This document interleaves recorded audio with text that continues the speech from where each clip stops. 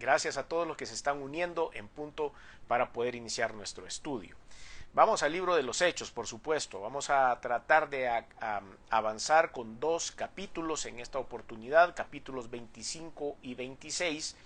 Y usted podrá decir, bueno, ¿y por qué tan rápido, verdad? Pero resulta que los 2 capítulos comparten la misma historia.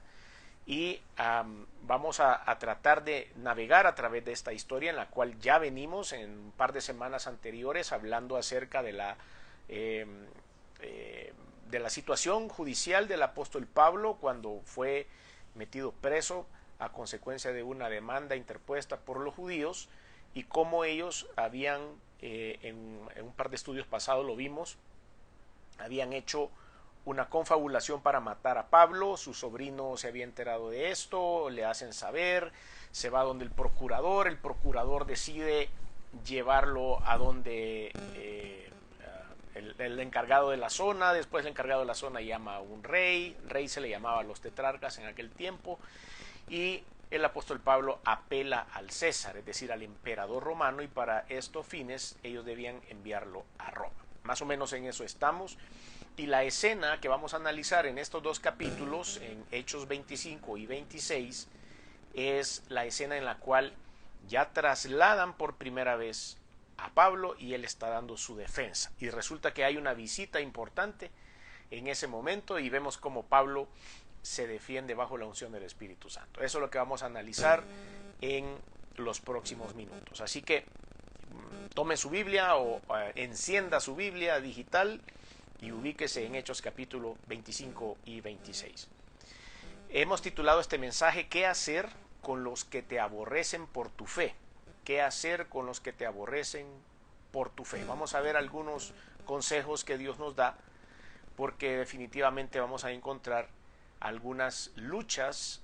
Siempre lo ha tenido la iglesia cristiana, pero hoy día se ha incrementado debido a la capacidad que tenemos de comunicarnos, a lo rápido que vuelan las noticias y la libertad que hay de poder hacer noticias falsas también. Todo esto ha incrementado el odio hacia los cristianos y hacia la iglesia de Cristo específicamente, y empezamos a tener más personas que se están como emocionando las unas a las otras y se fortalecen las unas a las otras para poder atacar a la iglesia.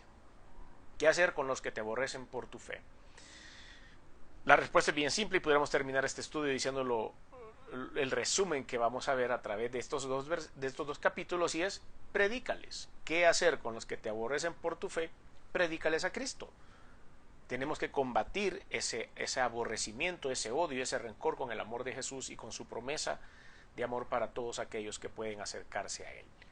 Por lo tanto, la respuesta es: hay que predicar la palabra. Pero vamos a analizar un poquito más acerca de esto. El camino difícil para cumplir con el plan de Dios. Ese es el primer punto. Defenderse con la sabiduría divina, porque el camino va a ser difícil. Cumplir y ser un buen cristiano, tener un buen testimonio, cumplir la voluntad de Dios, va a ser imposible hacerlo a la perfección para nosotros porque no tenemos la perfección de Dios. Pero eso también nos va a ayudar para esforzarnos día a día a hacerlo esto de la manera correcta. Entonces tenemos que defendernos, primer punto, tenemos que defendernos de los que nos aborrecen con la sabiduría divina, no la nuestra, porque los seres humanos somos peleoneros, porque los seres humanos somos altercadores, podemos sacar muy fácil el viejo yo o la carne, que es lo más sencillo, y empezar a discutir. Pero cuando nosotros nos defendemos con la sabiduría divina, las cosas cambian, y es lo que vamos a analizar a continuación. Primero, el aborrecimiento a muerte que se genera cuando hay una motivación colectiva hacia un sentimiento específico puede materializarse.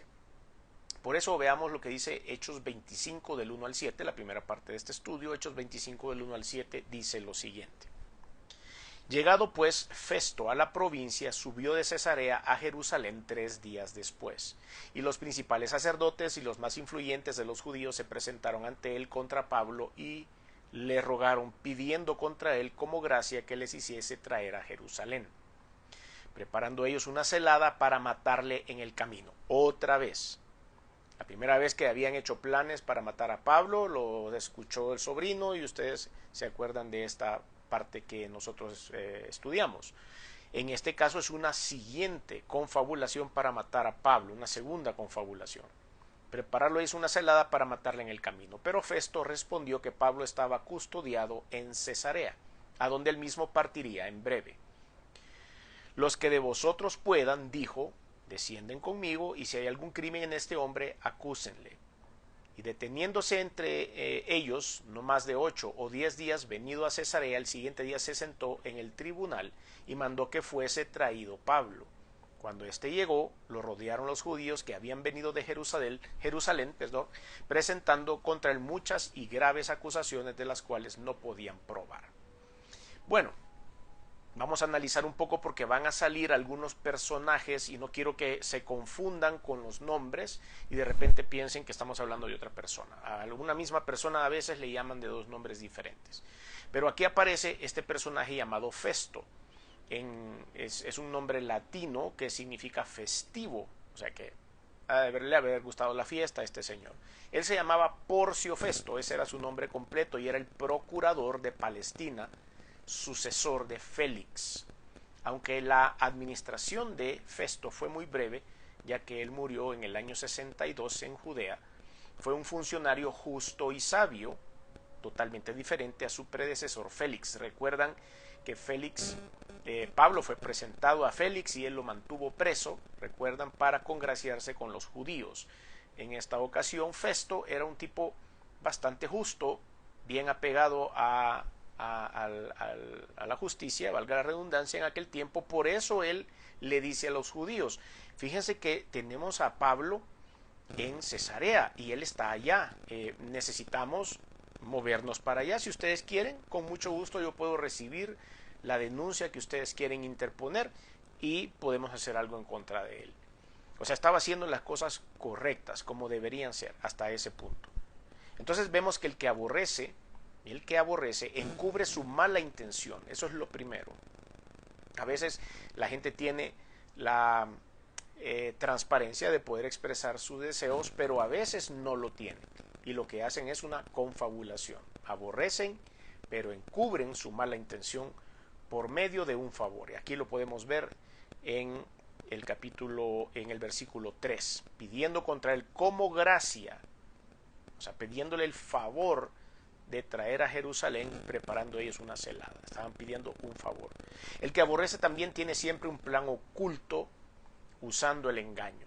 Y eso es lo que podemos ver ahí. No, que traerlo, que aquí te vamos a poner una demanda y que aquí te vamos a contar qué es lo que es.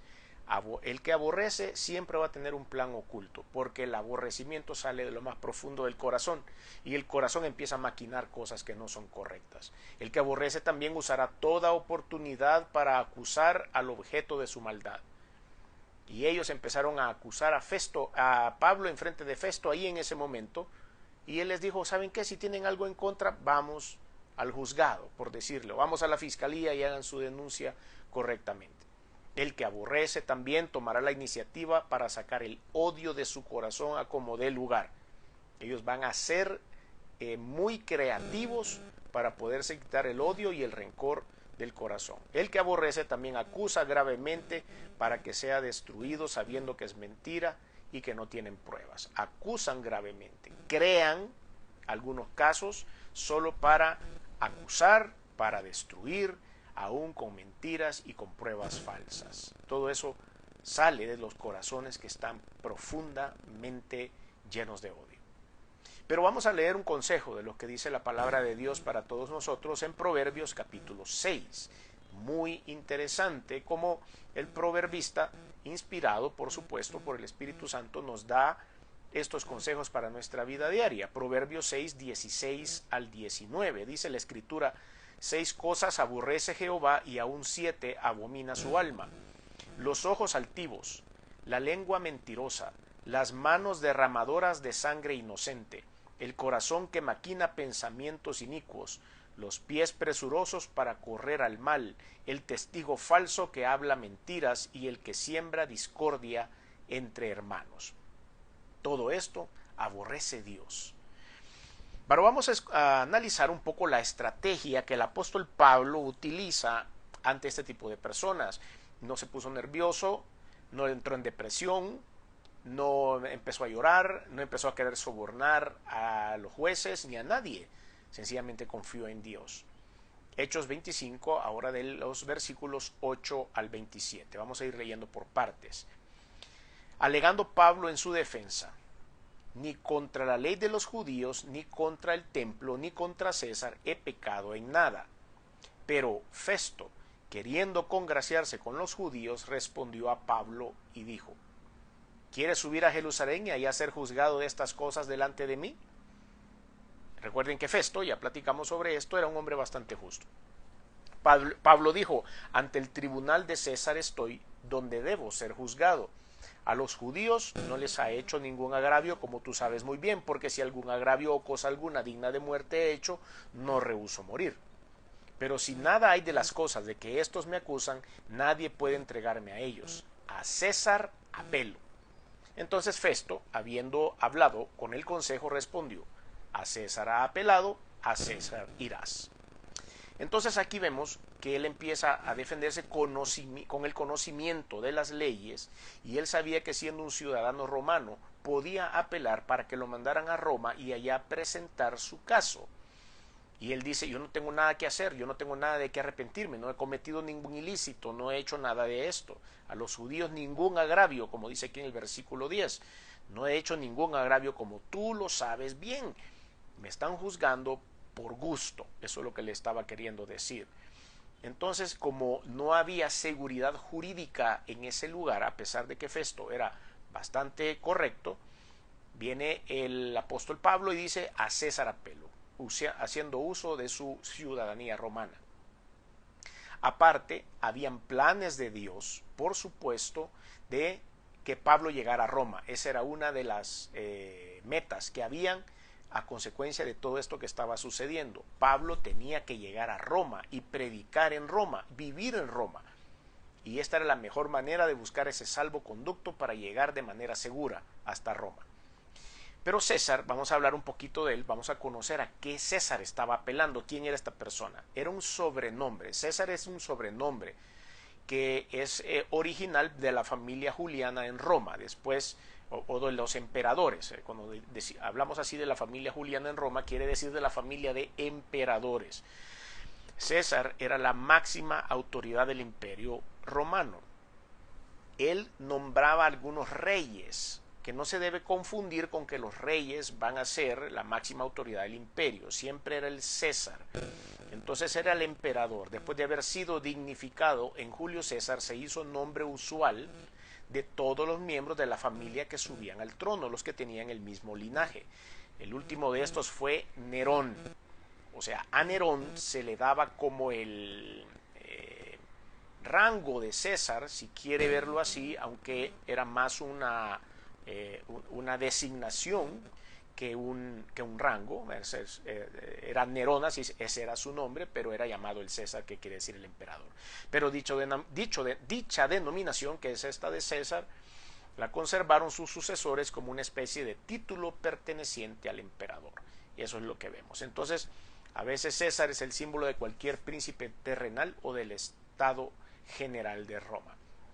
Ahora, hablemos de Augusto. Augusto también lo van a ver un poquito más adelante mencionado acá.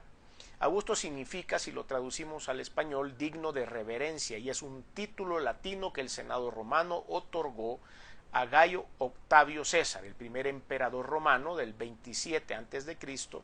al 14 después de Cristo, y que llevaron varios de sus sucesores, así como sus esposas, hermanas, madres e hijos. Algunos emperadores ostentaron el título con la pretensión de merecer honores divinos.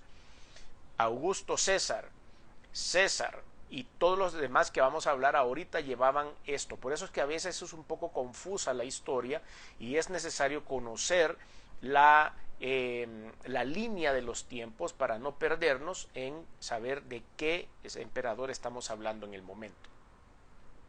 El que nosotros vamos a hablar, ahorita vamos a conversar un poco sobre esto, es de Herodes Agripa II, o también llamado como el menor, porque Herodes Agripa I era llamado el mayor.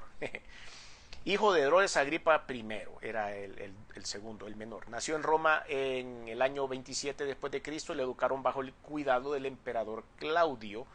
Era aún muy joven cuando murió su padre, Herodes Agripa el primero o el mayor, y Claudio lo crió. Por tanto, Claudio no permitió que asumiera el mando del reino, el cual volvió a ser una provincia romana. Al morir su tío Herodes de Calcis, en el 48 después de Cristo, recibió la tetrarquía de este en el Líbano. Tetrarquía. Ve que aquí vemos cómo se van dividiendo las áreas y las zonas. Y le cambió después por las tetrarquías de Felipe y de Lisanias con el título de rey. Claudio lo nombró también inspector del templo de Jerusalén con derecho a nombrar al sumo sacerdote. Hacia el 61, Nerón le otorgó nuevos territorios en Galilea y en Perea, acompañado por su hermana Berenice. Aquí todos estos nombres los vamos a ver: Herodes Agripa y Berenice. Estamos entendiendo entonces que Herodes Agripa era un tetrarca, es decir, es llamado también rey, que les daban para gobernar 4 provincias, por eso se llamaba tetrarca. Y Herodes Agripa el segundo, el menor, tenía como pareja a su hermana Berenice. Por eso vivía un escándalo con ella, porque eran hermanos y vivían juntos, era como su esposa. Agripa II entonces escuchó la defensa de Pablo ante Festo, ya lo vamos a analizar, en Cesarea. Entonces, tenía que aclarar estos puntos de quiénes eran estos personajes, porque vemos que Pablo estaba delante de Festo haciendo su defensa y apeló a César, al emperador que estaba en ese momento. Leamos a partir del versículo 3, Hechos 25, versículo 13, y dice lo siguiente: pasados algunos días, el rey, que era de menor rango que el emperador, Agripa y Berenice, o sea, se refieren a Agripa como rey, pasados algunos días, el rey Agripa y Berenice vinieron a Cesarea para saludar a Festo, que era la persona que estaban gobernando esa zona. Y como estuvieron allí muchos días, Festo expuso al rey la causa de Pablo, diciendo: un hombre ha sido dejado preso por Félix, respecto al cual, cuando fui a Jerusalén, se me presentaron los principales sacerdotes y los ancianos de los judíos pidiendo condenación contra él. A esto respondí que no es costumbre de los romanos entregar a alguno a la muerte antes que el acusado tenga delante de sus acusadores y pueda defenderse de la acusación. Así que, habiendo venido ellos juntos acá sin ninguna dilación, el día siguiente, sentado en el tribunal, mandé traer al hombre, y estando presentes los acusadores, ningún cargo presentaron de los que yo sospechaba, sino que tenían contra él ciertas cuestiones acerca de su religión en un cierto Jesús ya muerto, al que Pablo afirmaba estar vivo. ¿Cómo lo cuentan con tanta simpleza, verdad? Tanta simpleza, algo tan trascendental, tan bueno para el mundo, que viene de nuestro Dios y Creador, y él lo cuenta con tanta simpleza. Pero el mundo es así. El mundo es simple en cuanto a las cosas de Dios. No le dan la importancia ni la relevancia necesaria para lograr alcanzar el conocimiento divino a través del Espíritu Santo. Y entonces él dice: un cierto Jesús ya muerto. Vienen a defender a un tipo que ya se murió, decía él, y que Pablo afirmaba que está vivo. Yo, dudando en cuestión semejante, versículo 20, le pregunté si quería ir a Jerusalén y allá ser juzgado de estas cosas, mas como Pablo apeló para que se le reservase para el conocimiento de Augusto, ven, ahí están usando otra, él había apelado a César, ¿recuerdan? Pero aquí entre romanos empiezan a hablar y dice: apeló a Augusto, era otro nombre que se le daba también al emperador.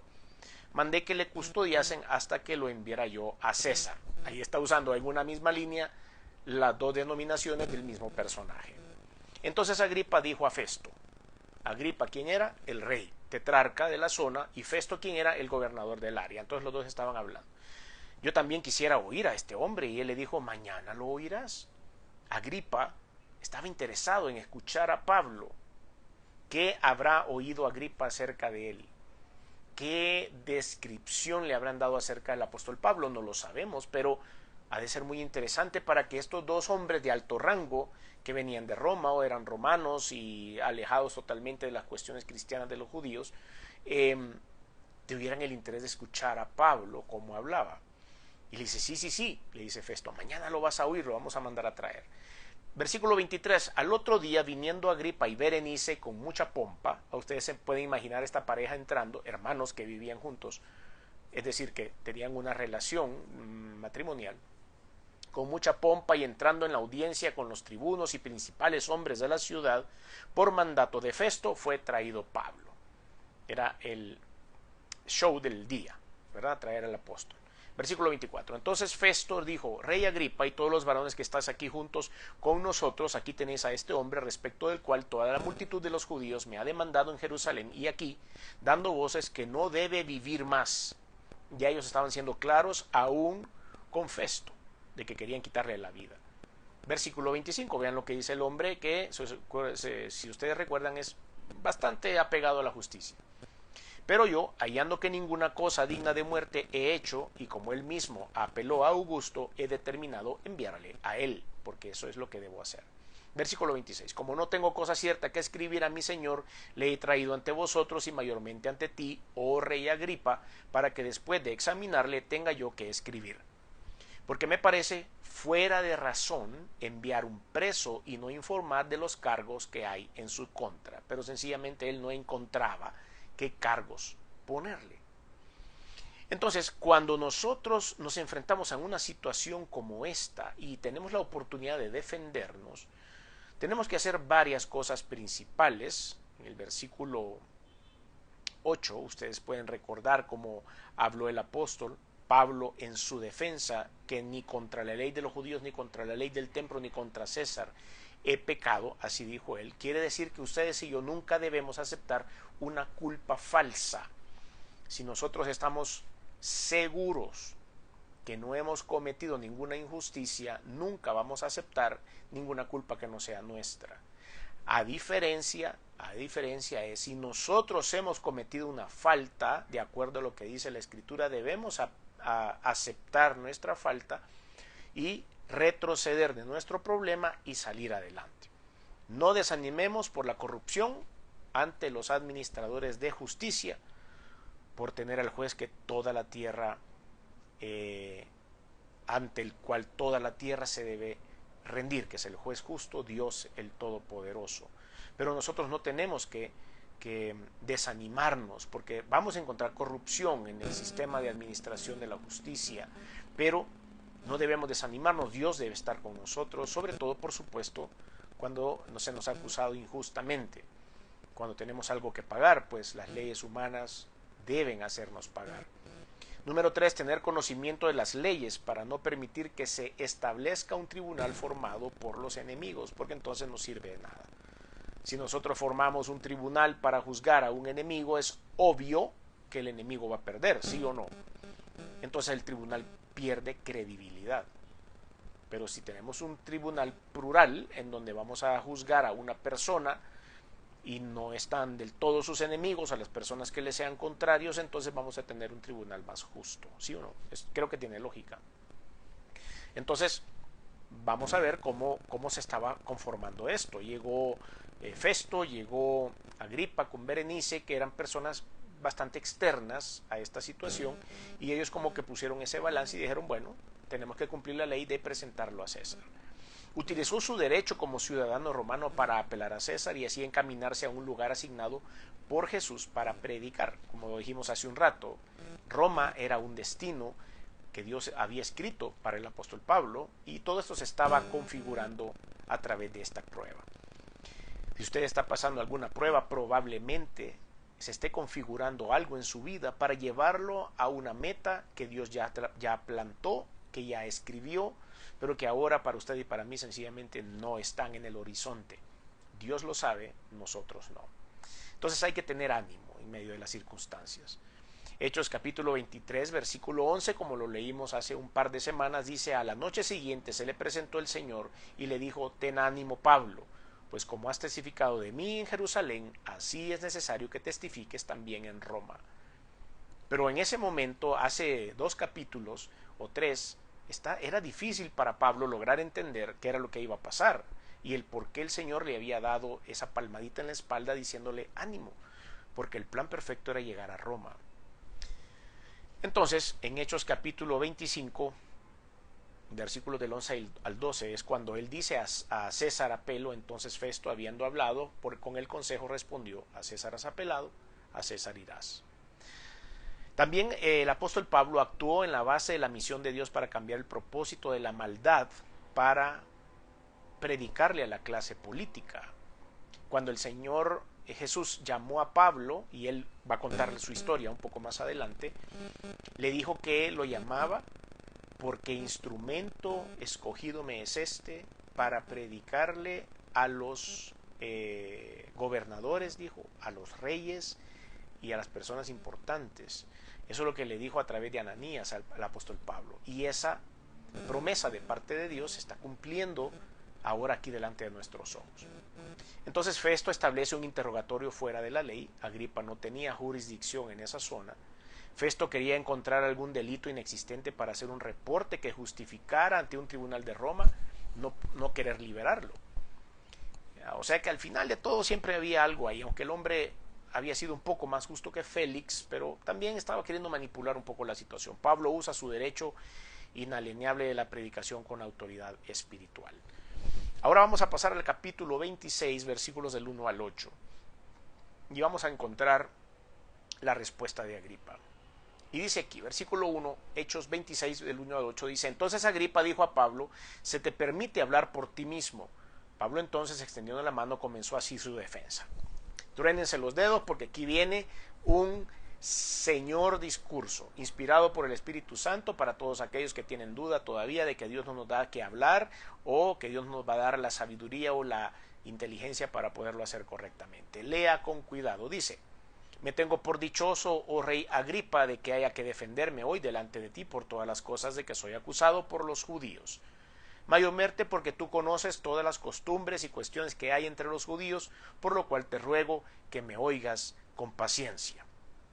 Versículo 4. Mi vida, pues, desde mi juventud, la cual desde el principio pasé en mi nación en Jerusalén, la conocen todos los judíos, los cuales también saben que yo desde el principio, si quieren testificarlo, conforme a la más rigurosa secta de nuestra religión, viví fariseo. Esa es la entrada. Y a continuación vemos cómo el apóstol empieza a contar su testimonio.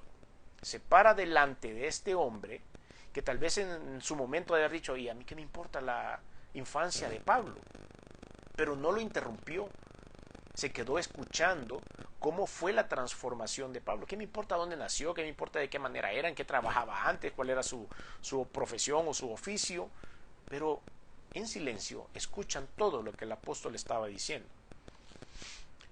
Versículo 6. Y ahora, por la esperanza de la promesa que hizo Dios a nuestros padres, soy llamado a juicio. Por la esperanza de la promesa que hizo Dios a nuestros padres. Está hablando de las promesas del Antiguo Testamento que se cumplen en la vida de Jesús. Promesa cuyo cumplimiento esperan que ha de alcanzar nuestras 12 tribus, sirviendo constantemente a Dios de día y de noche. Por esta esperanza, oh rey Agripa, soy acusado por los judíos. ¿Qué? ¿Se juzga entre vosotros cosa increíble que Dios resucite a los muertos?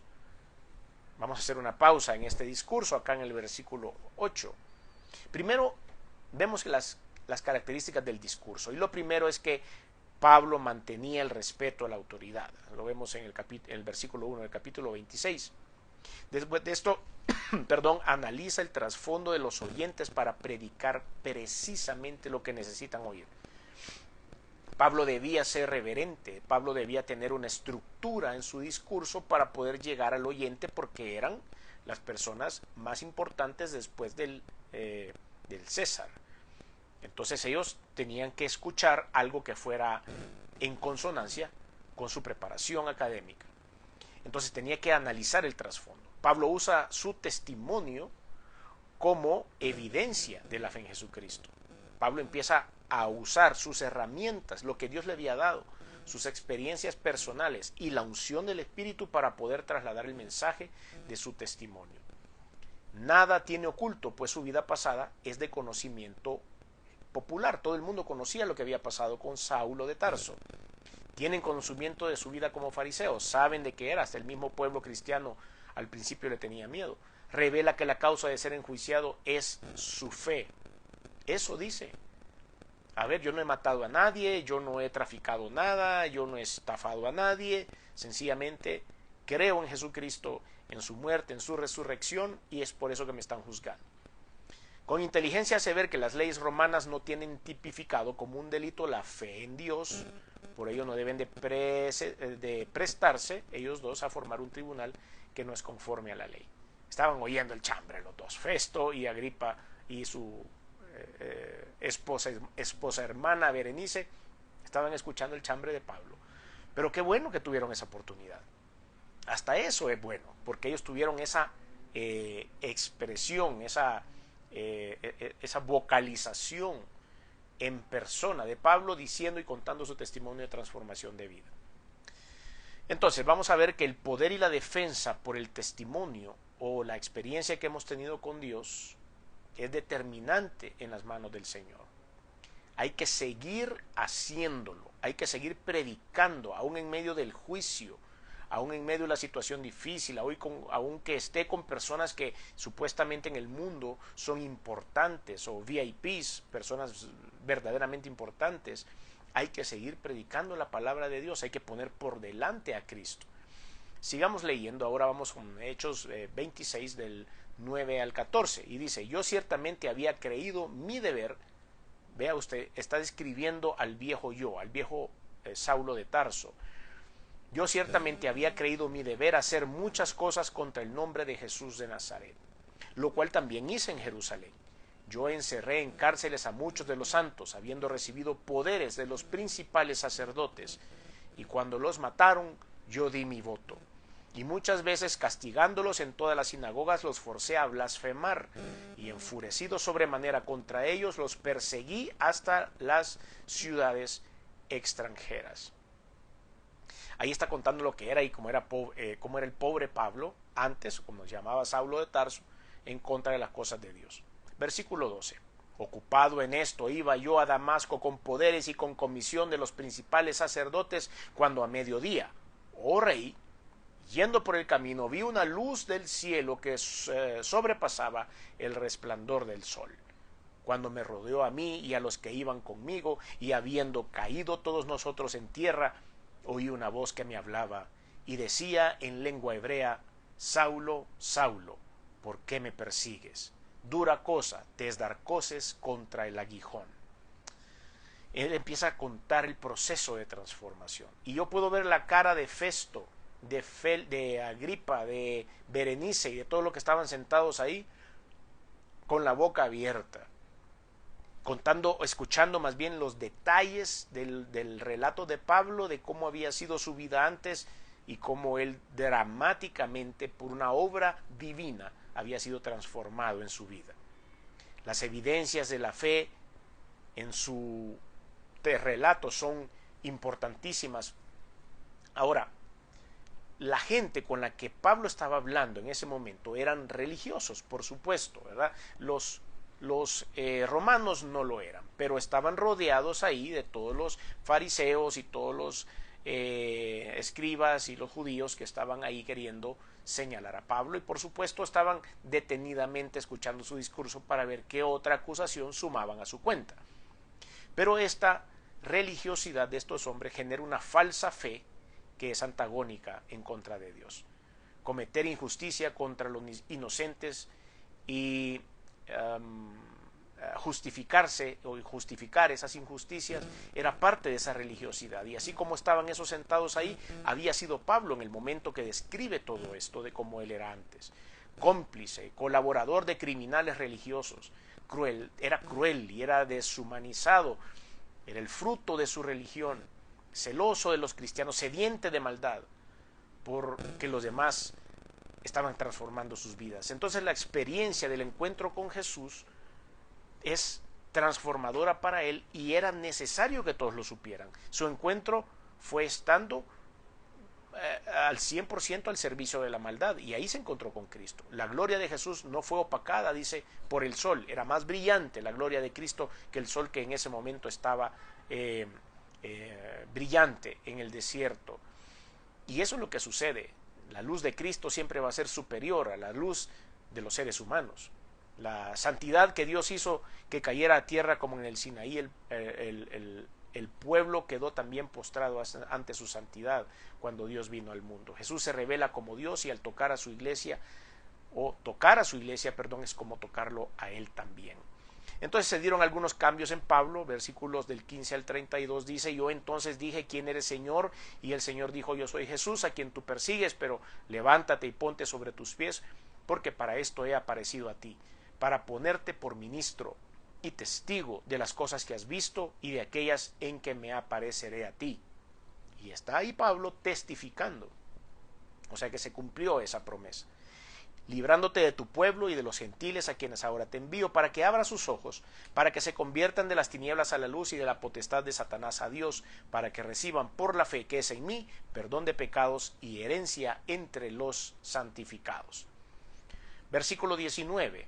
Él está contando su historia y ahora hace una pausa y dice: por lo cual, oh rey Agripa, no fui rebelde a la visión celestial, sino que anuncié primeramente a los que están en Damasco y Jerusalén y a toda la tierra de Judea y a los gentiles que se arrepintiesen y se convirtiesen a Dios, haciendo obras dignas de arrepentimiento. Aquí viene la parte fuerte, el bombazo, el explosivo.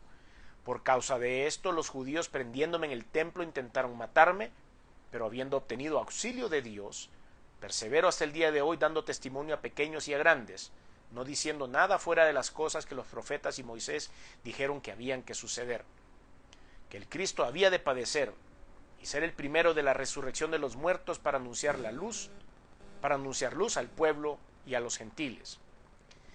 Versículo 24. Diciendo estas cosas en su defensa, Festo a gran voz dijo: estás loco, Pablo, las muchas letras te vuelven loco. Festo no pudo manejar la intensidad de las palabras de Pablo bajo la unción del Espíritu Santo, y se vio en la necesidad de interrumpir porque él se sentía incómodo.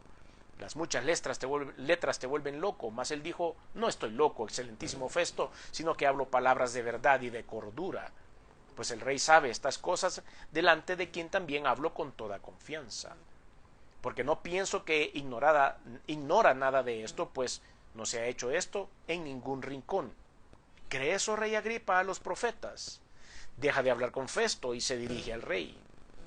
Y si yo sé que crees, le dice el apóstol Pablo. Entonces Agripa dijo a Pablo: por poco me persuades a ser cristiano.